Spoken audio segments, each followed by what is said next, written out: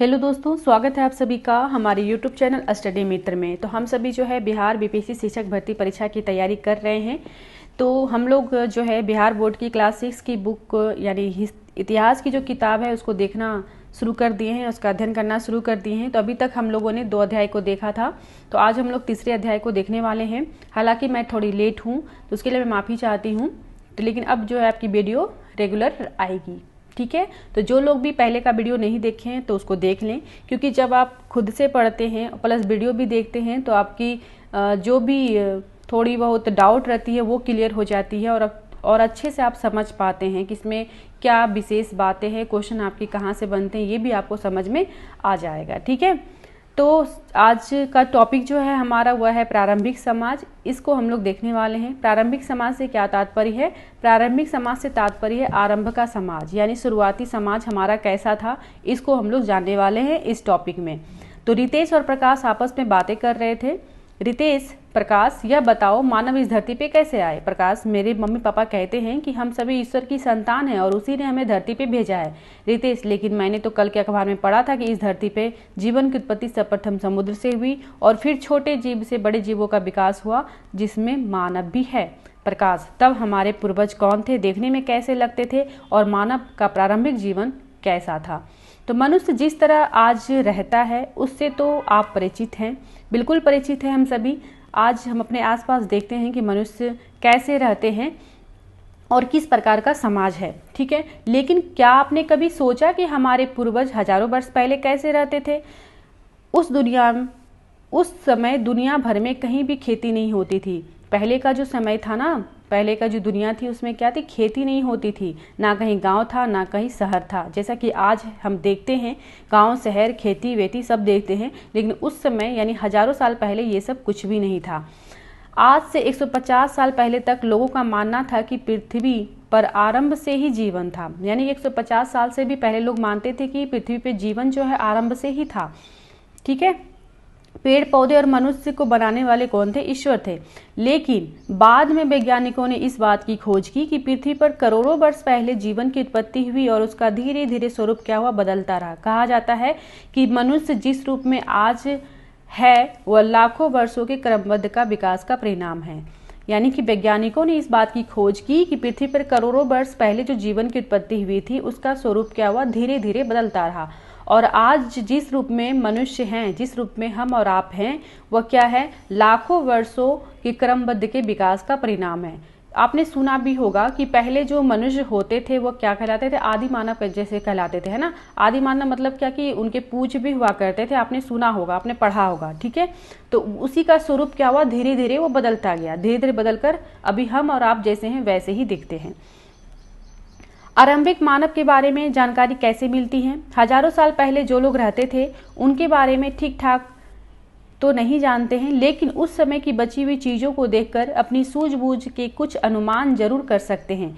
इस काम को पुरातत्ववेत्ताओं द्वारा उस समय के लोगों के द्वारा प्रयोग में लाए जाने वाले औजार, पत्थरों की बनाई गई कलाकृति एवं उसके निवास स्थानों का जो पता लगाया गया है वह सहायक है।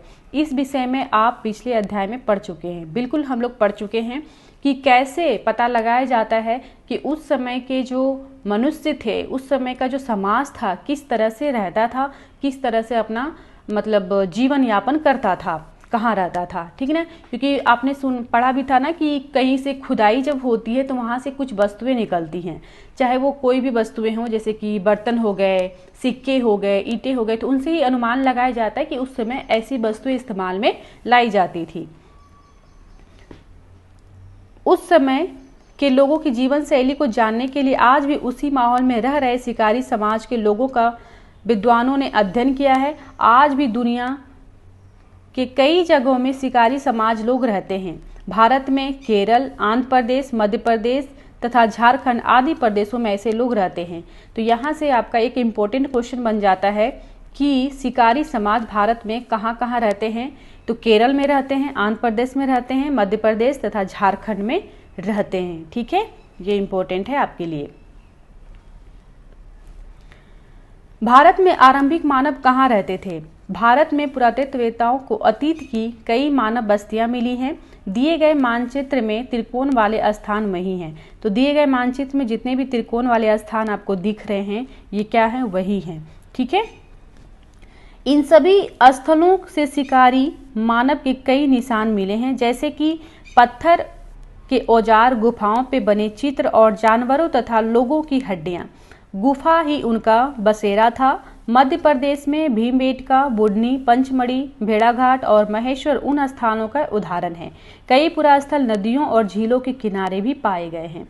तो यहाँ पे इम्पोर्टेंट क्या है आपका, यहाँ पे इम्पोर्टेंट है कि जैसे पत्थर के औजार, गुफाओं पे बने चित्र और जानवरों की, लोगों की हड्डियां मिलती है या मिली थी, उससे ही अनुमान लगाया गया। गुफा भी उनका क्या था, बसेरा था। उस समय के लोगों का क्या था, गुफा में वो लोग रहते थे, तो वही उनका घर था। मध्य प्रदेश में क्या है, भीमबेटका, बुढ़नी, पंचमढ़ी और भेड़ाघाट और महेश्वर इन स्थलों के उदाहरण हैं। तो गुफा, ये सब जगह जो है ना, ये गुफा वाला जगह है। भीमबेटका, बुढ़नी, पंचमढ़ी, ये भेड़ाघाट, महेश्वर, ये सभी क्या है, गुफा वाला स्थान है। ठीक है। तो ये कहाँ पे है, तो यह पे है मध्य प्रदेश में। ये आपका कहाँ है, मध्य प्रदेश में है। आरंभिक मानव की जीवन शैली कैसी थी, तो दुनिया में जगह जगह वे लोग जंगलों में 20-30 लोगों के छोटे छोटे झुंड में रहा करते थे। क्या, 20-30 लोगों के छोटे छोटे झुंड में रहा करते थे जंगल में। जंगल में हिरन, भैंसा, शेर, खरगोश आदि जानवरों का वो शिकार करते थे। इसी जानवरों का शिकार करके वो अपने क्या करते थे, भोजन की तैयारी में, मतलब भोजन करते थे। ये शिकार करके वो उसको पका के फिर वो खाते थे, भोजन की व्यवस्था करते थे। नदियों एवं तालाबों में मछली पकड़ते थे। मधुमक्खियों के छत्तों से शहद भी इकट्ठा करते थे। वे जंगली पेड़ों के फल तोड़ लाते थे। पौधों की मीठी जड़ें और कंदमूल जैसे कि आलू, शकरकंद जैसे खोद लाते और जंगलों में अपने आप उसे जंगली अनाज को काट लाते। जंगलों में अपने आप उसे जंगली अनाज को क्या करते, काट ले। वे ज्यादातर कंद, फल आदि खाते, साथ ही थोड़ा बहुत मांस भी खाते। मांस उनका मुख्य भोजन नहीं था, क्योंकि उन लोगों के जैसे औजार मिले हैं उससे बड़ी संख्या में जंगली जानवरों के शिकार करना बहुत ही कठिन रहा होगा। दूसरे जानवरों उनसे ज़्यादा शक्तिशाली और तेज दौड़ने वाले भी थे। तो यहाँ पे आपको चित्र जो दिखाया गया, ये क्या दिखाया गया कि आरंभिक मानव द्वारा आग का इस्तेमाल। तो आप यहाँ पे भी देख सकते कि आरंभिक मानव कैसे दिखते थे, उनका चेहरा कैसा दिख रहा है। ठीक है। आरंभिक मानव का जीवन, तो ये है गुफा। गुफा में ही लोग रहते थे, यही उनका जीवन है। यहाँ पे देखिए आग जल रहा है, यहाँ पे पत्थर का कुछ औजार बनाया जा रहा है शायद, और यहाँ पे क्या है कि जो औजार बनाए गए हैं उससे जानवरों के खाल उतारे जा रहे हैं। तो इस तरह से आप इसको देख सकते हैं, इस चित्र को। आरंभिक मानव को पहनने की चीजें भी जानवरों और पेड़ों से ही मिलती थी। वे जानवरों की खाल को साफ करके पहनते या पेड़ की पत्तियां और छाल से शरीर ढक लेते। आपने सुना होगा कि पहले के आदमियों के पास, यानी पहले के जो मानव होते थे, पहले के जो समाज होता था, उनके पास ऐसी नहीं थी जैसे अभी हम लोग रंग बिरंगे कपड़े पहनते हैं ना, उस समय ऐसी व्यवस्था नहीं थी, कपड़े का कोई साधन नहीं था। तो वो लोग क्या करते थे, जानवरों के खाल से ही अपने बदन को ढकते थे और पत्तियों के छाल से या पत्तियों से अपने को ढकते थे, शरीर को ढकते थे। वे या तो पहाड़ी गुफाओं में रहते या पेड़ों की डालियां और पत्तियों की छोटी छोटी झोपड़ियां खड़ी करके रह लेते थे। ठीक है, वैसे ही रहते थे। वे लोग आग जलाना जान गए थे, उनके घरों में चूल्हे मिले हैं।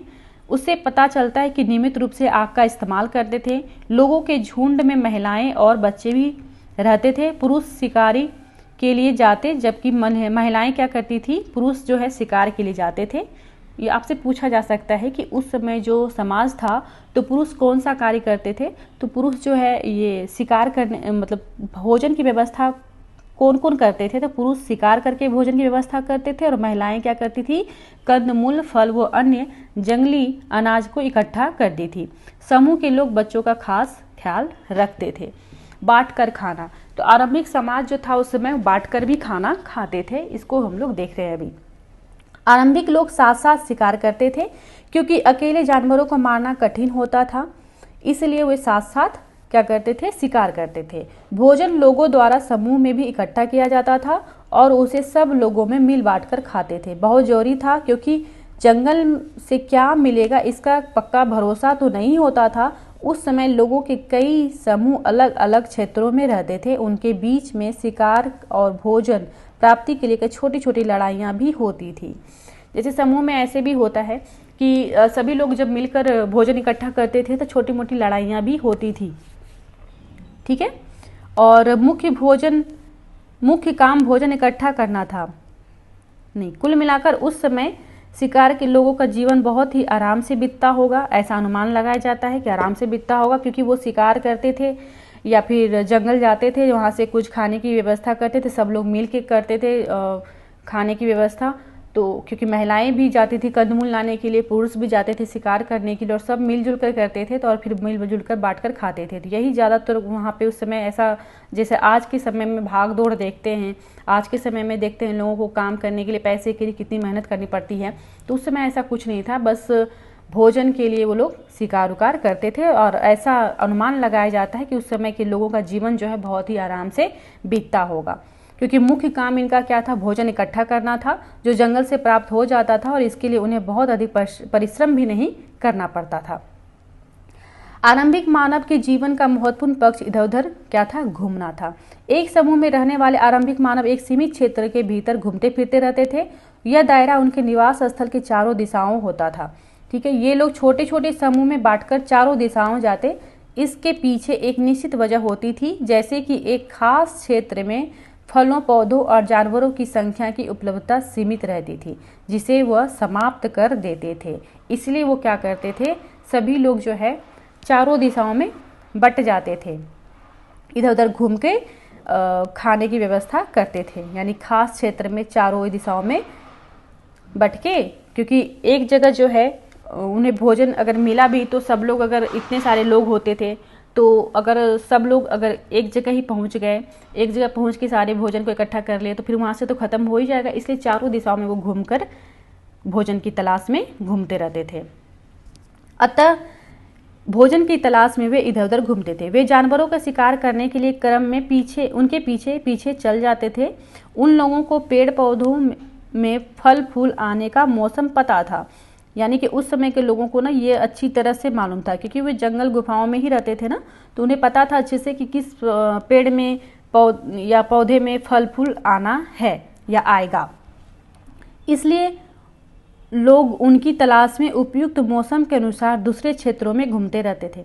संभवतः आसपास के जल स्रोतों जैसे नदियाँ, झीलों आदि के सूख जाने के कारण भी पानी की तलाश में भी इधर उधर जाते होंगे। वे लोग अपनी यात्रा पैदल ही किया करते थे, और वे लोग अपनी यात्रा क्या करते थे, पैदल ही किया करते थे। आरंभिक मानव के औजार। शिकारी मानव के आसपास कैसे कैसे हथियार व औजार थे, जरा सोचो। उस समय लोहा, तांबा जैसी धातुओं के बारे में लोगों को नहीं पता था। अतः उन लोगों के आसपास जो मिलता था, पत्थर, लकड़ी, जानवरों के सींग और हड्डियां, इन्हीं को नुकीला बनाकर वे औजार बनाते थे। वे पत्थर के टुकड़े को घिसकर नुकीला और धारदार बनाते थे। साथ ही वह आकार में भी हाथ से पकड़ने के लायक औजारों को बनाते थे, यानी ऐसा बनाते थे कि वो हाथ से पकड़ा जा सके। तो यहाँ पे देखिए इम्पोर्टेंट क्या है, इम्पोर्टेंट ये है कि उस समय के लोगों को तांबा या कहें कि धातुओं के बारे में पता नहीं था, तांबा लोहा इन सब के बारे में उन्हें नहीं पता था। तो उन लोगों के पास जो मिलता था पत्थर के ही औजार मिलते थे। तो पत्थर में या लकड़ी, ठीक है, तो पत्थर, लकड़ी, जानवरों के सींग और हड्डियां, इन्हीं को नुकीला बनाकर वे औजार बनाते थे। तो यहाँ से एक प्रश्न बन जाता है कि आरंभिक मानव के औजार किस किस के बने होते थे। तो ये आपको बिल्कुल ध्यान में रखना है। लकड़ी भी, ठीक है, लकड़ी भी है, जानवरों की सींग भी हैं और हड्डियाँ भी हैं और पत्थर भी हैं, ठीक है। तो इन सभी बातों को याद रखेंगे।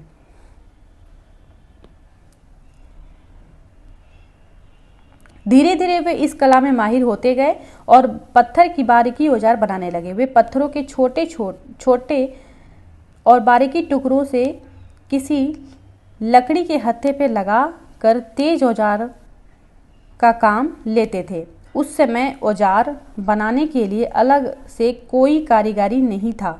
समूह के सब लोग औजार बनाया करते थे और समूह के सभी लोग जिस तरह से शिकार करते थे, उसी तरह समूह के सभी लोग क्या करते थे, औजार भी बनाया करते थे। पत्थर और लकड़ी के औजारों का उपयोग शिकार, पेड़ों को काटने और उनकी छाल निकालने, जानवरों के खाल उतारने और पहनने लायक बनाने इत्यादि कामों में करते थे। तो यहाँ भी है कि वे जो औजार बनाते थे उससे उनका काम क्या होता था, तो पेड़ों को काटने या उनकी छाल निकालने, जानवरों को खाल उतार कर पहनने लायक बनाने के लिए, इन सभी कामों में वो क्या करते थे, उपयोग करते थे इन सभी औजारों का। वे लकड़ी, सीप, हड्डी, हाथी के दांत आदि की मालाएं बनाते थे। ये भी इम्पोर्टेंट है। वे लकड़ी, सीप, हड्डी और हाथी के दांत, इन सभी के वे क्या करते थे, मालाएं बनाते थे और पहनते भी थे। तो औजार किस प्रकार से, उसको हम लोग देख लेते हैं। तो देख लीजिए यहाँ पे औजार का चित्र दिया हुआ है। जैसे कि ये वाला जो चित्र है, ये वाला जो चित्र है, तो ये जो दिख रहा है, इसमें क्या है, ये आगे पत्थर है और पीछे क्या है, लकड़ी लगा हुआ है। तो ऐसा ये भी हम लोग के क्या देखते हैं किसी औजार में, जैसे कि हथौड़ा देखते हैं ना, आगे लोहा लगा हुआ है, पीछे लकड़ी लगा हुआ है। तो उस समय ये लोहा नहीं चलता था, तो पत्थर के ही औजार बनाए जाते थे, तो पत्थरों में लकड़ी घुसाया जाता था। तो आप सोच सकते हैं कि कितना दिमाग लगा के वो बनाते होंगे उस समय।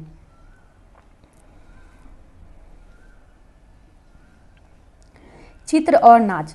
शिकारी लोग गुफा के अंदर दीवारों पर रंगीन चित्र भी बनाया करते थे। वाले वाह, कितनी अच्छी अच्छी बातें हैं कि उस समय के लोग में भी कलाकारी भरी हुई थी, है ना। कि शिकारी लोग क्या करते थे, गुफा के अंदर दीवारों पर रंगीन चित्र बनाते थे। अभी हम लोग घर में रहते हैं तो घर में अपने कलाकारी करवाते रहते हैं, कभी ये डिजाइन कभी वो डिजाइन का पेंट वेंट करवाते रहते हैं। तो उस समय भी लोगों के अंदर ये था, कला का भी था।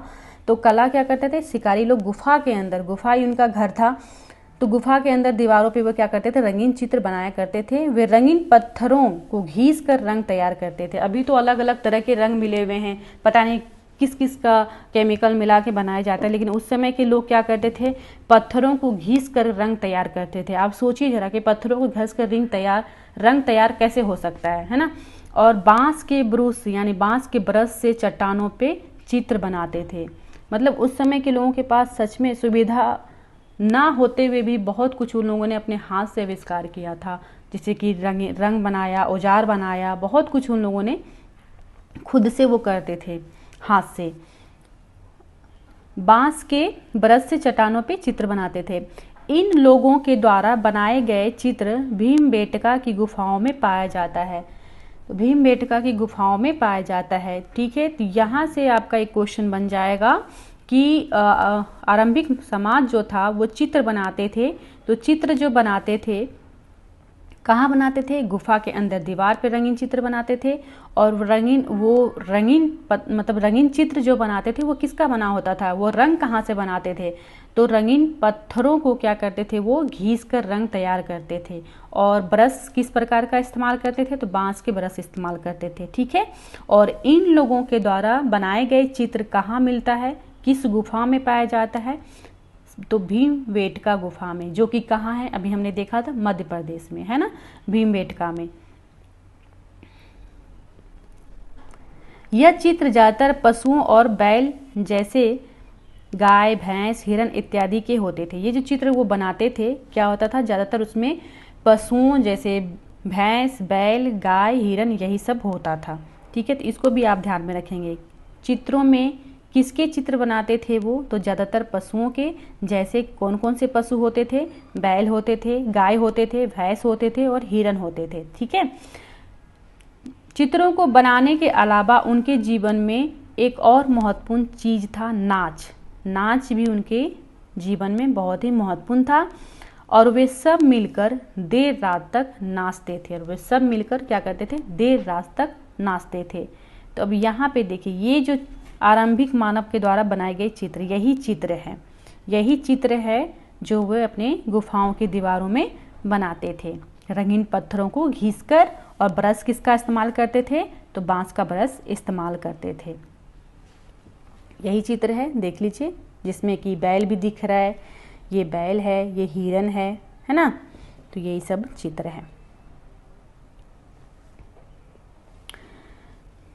चलिए इसको देख लेते हैं, ये हाईलाइट किया हुआ है तो ये इम्पोर्टेंट ही होगा। पसेरा का सूक्ष्म निरीक्षण। पसेरा बिहार के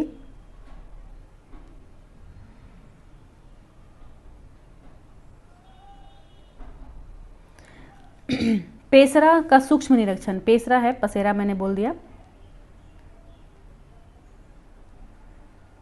पेसरा बिहार के मुंगेर जिले में स्थित है। कहाँ? बिहार के मुंगेर जिले में स्थित है। ठीक है, यहाँ पर आरंभिक मानव से संबंधित पुराने स्थल मिले। यहाँ पे क्या मिले हैं? आरंभिक मानव से संबंधित पुराने स्थल मिले हैं।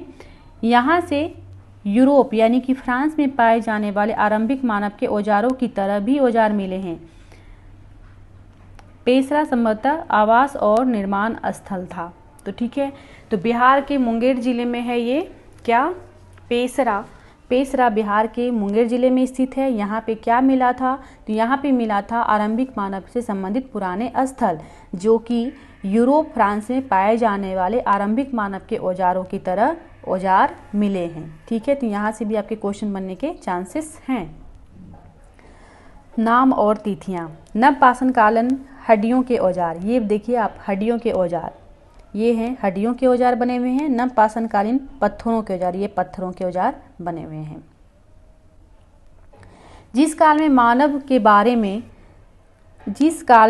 के बारे में आपने ऊपर पढ़ा है, उनके जीवन में पत्थरों का स्थान सबसे महत्वपूर्ण था। उनके जीवन में पत्थरों का स्थान क्या है?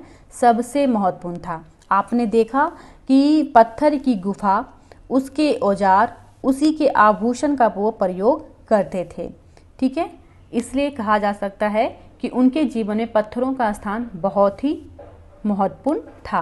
अतः इस काल को पुरातत्वविदों ने पाषाण यानी कि पत्थर का काल का नाम दिया है। अब देखिए यहाँ से आपका क्वेश्चन क्या बन गया कि किस कारण से पुरातत्वविदों ने पाषाण काल का नाम दिया है आरंभिक समाज को या फिर आरंभिक काल को? तो वो इस कारण से दिया है कि उनके जीवन में, उस समय के मानव के जीवन में क्या था? पत्थरों का स्थान सबसे महत्वपूर्ण था। पत्थर की गुफाएं थी, पत्थर का वो औजार तैयार करते थे और पत्थर के ही आभूषण पहनते थे वो। इस कारण से इसका नाम क्या पड़ गया? पाषाण यानी पत्थर काल नाम दिया गया है। तो यहाँ पे इतने सारे पत्थर के औजार आपको दिखाए गए हैं। मध्य पाषाण और नवपाषाण काल के औजार हैं ये सभी क्या हैं? पत्थर के ही औजार हैं। औजार बनाने के तरीकों में और जीवन शैली में आए परिवर्तनों के जो प्रमाण मिले हैं, उसके आधार पर पाषाण काल को 3 भागों में विभाजित किया जाता है। पाषाण काल को कितने भागों में? 3 भागों में विभाजित किया जाता है। आरंभिक चरण को पूरा पाषाण काल, लगभग 20 लाख साल से 14,000 साल पहले। ठीक है, आरंभिक चरण को पूरा पाषाण काल, आरंभिक चरण को क्या कहा गया? पूरा पाषाण काल। यानी इसका समय अगर पूछा जाए तो समय क्या है? लगभग 20 लाख साल से 14,000 साल पहले तक का कहते हैं। ठीक है, इस समय लोग शिकार और भोजन संग्रहक के रूप में अपना जीवन बिताते थे। इस समय लोग शिकार और भोजन संग्रहक के रूप में अपना जीवन बिताते थे। तो यहाँ से भी इम्पोर्टेंट क्वेश्चन बन जाता है क्या कि आरंभिक चरण यानी कि पूरा पाषाण काल में लोग जो है किस प्रकार अपना जीवन बिताते थे? तो शिकार और भोजन को संग्रह करके। ठीक है, शिकार और भोजन को संग्रह करके वो अपना जीवन बिताते थे। आग का आविष्कार एवं अस्थायी निवास इसी काल में उन्होंने शुरू किया। और सबसे इम्पोर्टेंट बात कि आग का आविष्कार और अस्थायी निवास जो उनका था इसी काल में उन्होंने शुरू किया। किस काल में? पूरा पाषाण काल में। किस काल में? पूरा पाषाण काल में। तो ये आपका बहुत ही इम्पोर्टेंट है। ठीक है, मध्य पाषाण काल। मध्य पाषाण काल, इस काल में पर्यावरणीय बदलाव आए और वातावरण में गर्मी बढ़ी, जिसके कारण गेहूं, जौ, मंडुआ जैसे अनाज एवं स्वयं उगाए तथा कई क्षेत्रों में घास वाले मैदान बनने लगे। तो गेहूं का यानी गेहूं, जौ, ये सभी फसल जो है किस काल में उगाए गए? तो मध्य पाषाण काल में। ठीक है, ये भी आपसे क्वेश्चन यहाँ से पूछा जा सकता है कि मध्य पाषाण काल में क्या क्या हुआ था? तो पर्यावरणीय बदलाव आया, जो वातावरण में गर्मी बढ़ी और इसी काल में गेहूं, जौ, महुआ ये सभी अनाज क्या हुए? उगे और घास वाले क्षेत्रों यानी मैदान भी बने। ठीक है, घास पर आश्रित शाकाहारी जानवरों की संख्या इस वजह से बढ़ने लगी और इसी समय लोगों द्वारा पत्थरों के और अच्छे औजार बनाए गए, जिससे लकड़ी पर लगाकर इस्तेमाल किए जाने लगा। इन परिवर्तनों के आधार पर इस काल को मध्य पाषाण काल कहा गया। ठीक है, लगभग समय क्या माना गया? लगभग 14,000 साल पहले से 8,000 साल तक मध्य पाषाण काल का समय है। तो आपने देखा कि पूरा पाषाण काल में क्या हुआ था, लोग शिकार करके भोजन जुटाते थे और अपना जीवन बिताते थे और आग का आविष्कार हुआ। ठीक है, मध्य पाषाण काल में क्या हुआ, गर्मी बढ़ी, वातावरण में बदलाव आया और गेहूं, जौ, महुए ये सभी क्या हुए, अनाज उगाए जाने लगे। ठीक है,